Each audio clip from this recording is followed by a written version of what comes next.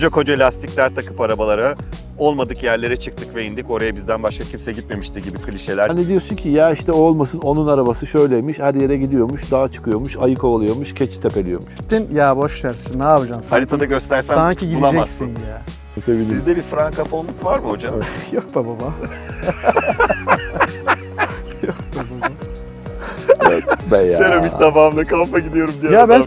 o anlamadı. O dedim bunun birazcık daha eğitilmesi lazım. Ondan sonra şey yapacağım onu. Daha sonra yani. Bu Aa, yükselili peki. sorup Yükselili, bana evet. mesaj atın, yükselini sağlatacağım. Yükselini anlat.